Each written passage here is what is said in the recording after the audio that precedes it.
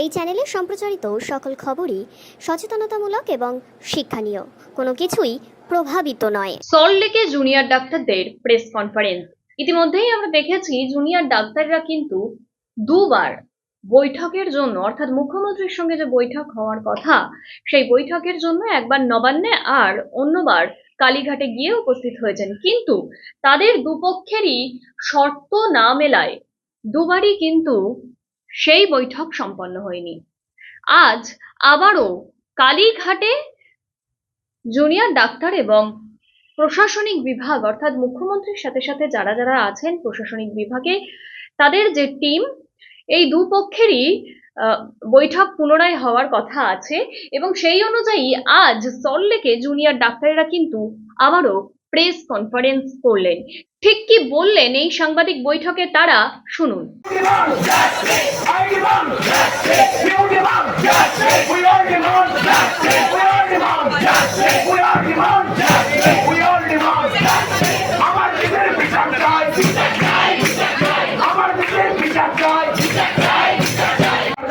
ছিল এই যে এই ঘটনার মধ্যে ডিএমই, ডিএচএস আর প্রিন্সিপাল হেলথ সেক্রেটারি। তো কাজে এদের আর এই চেয়ারে কোনো জায়গা নেই। এদের শুধু চেয়ারে জায়গা নেই নয়, এদের শ্রীঘরে জায়গা আছে। এদেরকে শ্রীঘরে পাঠাতে, এবার এদেরকে শ্রীঘরে পাঠাতে, সেই দাবি। এটা আমাদের দ্বিতীয় দফা। দ্বিতীয় দফার মধ্যে আর একটা এই মানে দ্বিতীয় দফার শিলমোহর কালকেই পড়ে গেছে, যখন রেপ অ্যান্ড মার্ডার কেসে ঘটনাকে তুলে নিয়ে যাওয়া হয়েছে। অলরেডি শ্রীঘরে ছিলেন, আমার থেকে রেপ অ্যান্ড মার্ডারের শ্রীঘরে গেছেন, তখনই এগুলোর মধ্যে শিলমোহর পড়ে গেছে। আমাদের দাবি কোনোভাবে অন্যায্য দাবি নয়। এবার এই দ্বিতীয়র মধ্যে আরো একটি জিনিস আছে, সেটা হচ্ছে কমিশনার অফ পুলিশ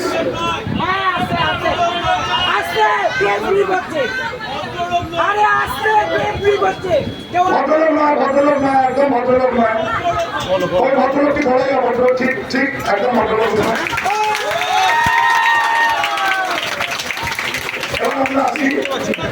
এবার আমরা আসি commissioner of police, DCP central, DCP north প্রসঙ্গে।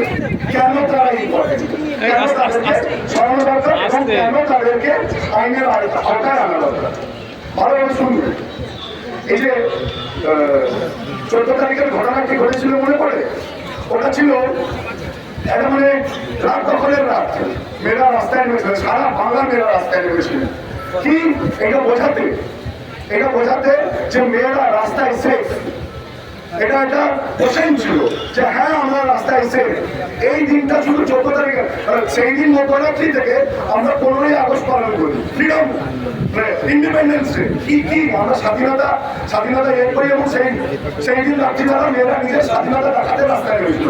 ঠিক সেই দিন রাত্রিবেলা বেশ কিছু দুষ্কৃতী, যাতে এই আন্দোলনের মাথা ভেঙে দেওয়া যায়, সেই জন্য আচ্ছা একটা অ্যানাউন্সমেন্ট আপনারা শুনে নিন, তারপরে এই কথা বলবো।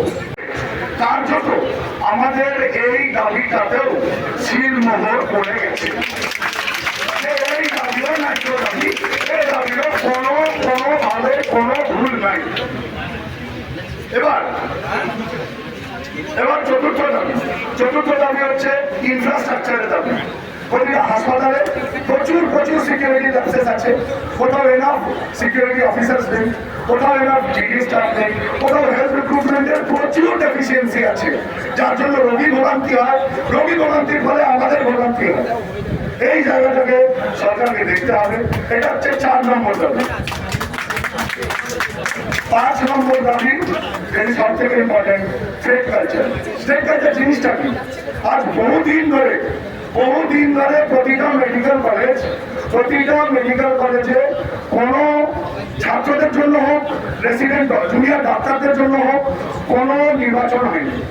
তার ফলে যেটা গজিয়ে উঠেছে সেটা হচ্ছে ছাত্রদের মতো ছোট ছোট শাসক দলের ইউনিট গজিয়ে উঠেছে, যারা কোনো গণতান্ত্রিকভাবে নিজের বক্তব্য কায়েম করে না। তাদের নিজের বক্তব্য কায়েম করার একটাই উপায়, ভয় দেখানো, ট্রান্সফার করিয়ে দেবো, ফেল করিয়ে দেবো, মেরে আসবো তোকে নিজের ঘরে গিয়ে।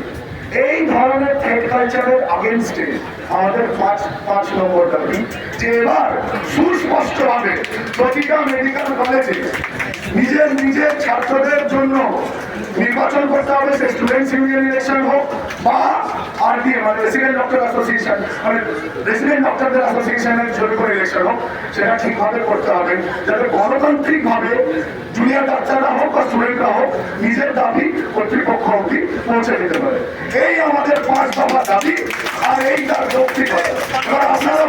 এবার আপনারাও বলুন যে এটা ঠিক না এটা ভুল। আজকে এই বৃষ্টির মধ্যে অসংখ্য মানুষ আমাদের এই মহামিছিলে যোগ দিয়েছে। তারা মনে করেছে আমাদের এই দাবিগুলো ন্যায়সঙ্গত, এগুলো তাদের দাবি, এগুলো জনস্বার্থের দাবি, তাই তারা যোগ দিয়েছে এবং আমাদের এই মিছিলকে এক মহামিছিলে পূর্ণ করেছে।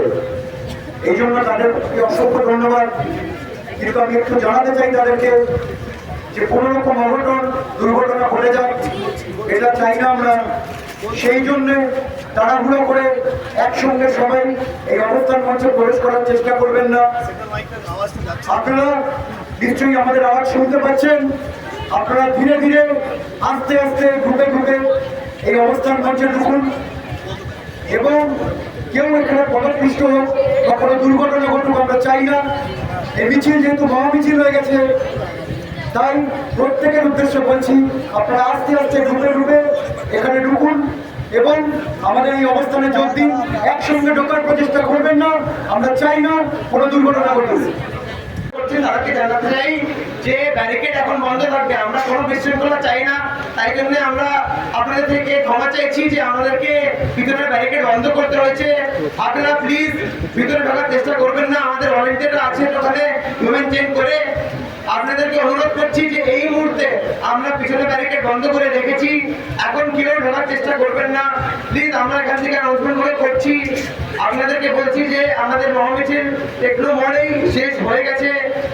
আপনারা আমাদেরকে ভিজিট করতে পারেন, কিন্তু এই মুহূর্তে আমরা পিছনে ব্যারিকেডটা বন্ধ করেছি একটু শৃঙ্খলা মেনটেন করার জন্য। আমাদের এই আন্দোলনের শক্তি হচ্ছেই এই শৃঙ্খলা। তাই জন্য আমরা অনুরোধ করছি পিছন থেকে কেউ ব্যারিকেডের যে ব্যারিকেডের কাছে যে ব্যারিকেড আছে যেখানে হিউম্যান চেক করা হয়েছে, কেউ ঢোকার চেষ্টা করবেন না।